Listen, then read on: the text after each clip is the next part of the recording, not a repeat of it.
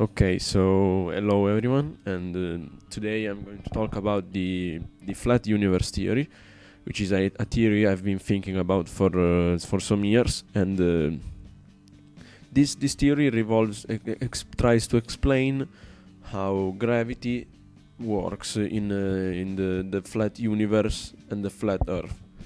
Okay, so basically in the flat universe theory, the universe is not really flat, but it doesn't have a shape because the universe, if we don't take the galaxies, is empty, and the emptiness cannot have a shape.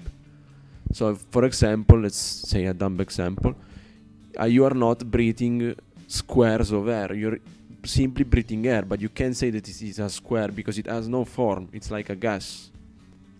Okay, so what we have here are the galaxy, a simple crude drawing of the galaxies, and on a closer look we can see that they are also flat because they have at the center they have a black hole which swallows which is something I'm going to talk about later, and we have the stars and the planets and everything, all the planets that make up the galaxy.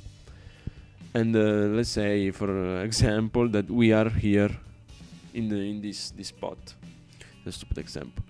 So this is a close-up of our Earth, of the flat Earth, and here we have the sun and the moon, which obviously rotate around the Earth. I cannot do the light because it's too difficult. I don't know how to do it. And okay, this was just first thing to take it out and see how everything looks like in this flat universe. But now we are going to get into more details about the gravity of the flat universe, which is different from gravity from the round Earth and the flat Earth theory. They are different. Okay, first of all, we take this thing here. If you don't know what it is, it's an atom. We have electrons here, and you might think that this is the smallest part of matter. But in reality, we can, if we take this out, we can see that the core of the atom is made of neutrons and protons. Okay, so neutrons and protons, you might think that they are with the electrons, they are the smallest part of the matter.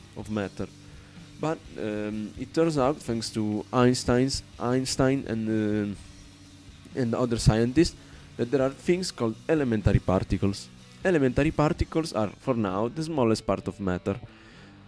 And for example, a neutron is made of three elementary particles, which are called quarks in this case. An up quark, a down quark, and another down quark. Three down quarks together make a neutron. And these quarks are different. These elementary particles are all different. There are some that have speed, some that have weight, and some that have none, for example. So, what is the meaning of this in the gravity theory? Okay, if we take the other example, let's say we have this has been thought about by scientists also. Let's say we have this new elementary particle, which is let's call it graviton. They call it graviton, which is basically it's how gravity works, not because it works, but because of this.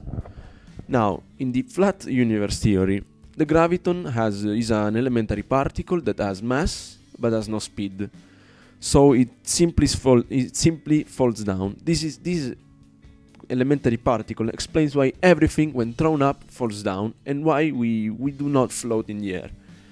So, since this elementary particle has weight but has no speed, it means that it's bound to fall down and hit things because it has weight. It is not weightless. So, when falling down, it will obviously, when it hits something, it creates a force that puts the object down, that pushes the object down to the ground. We say the ground because we are on the ground right now.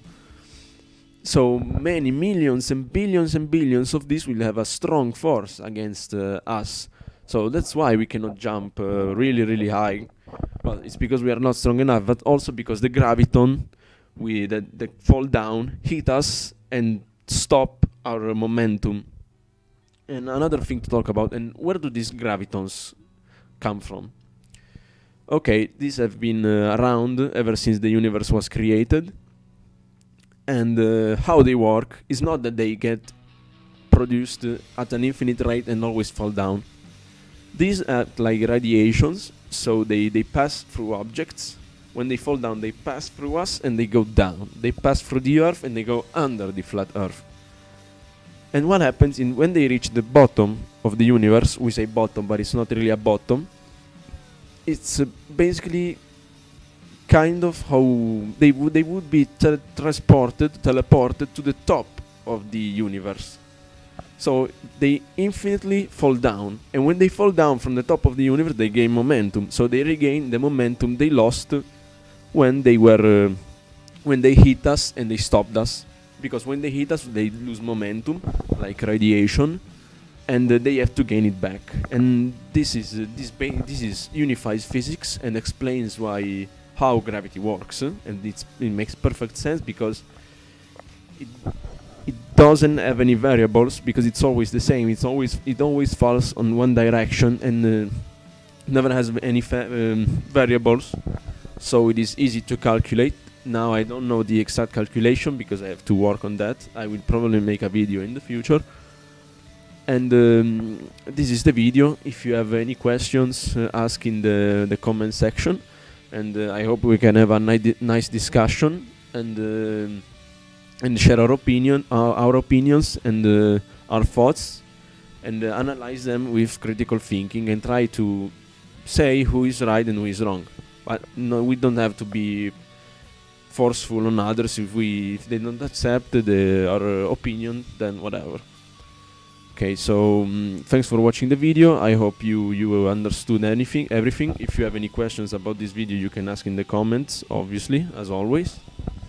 And thanks for watching, everyone.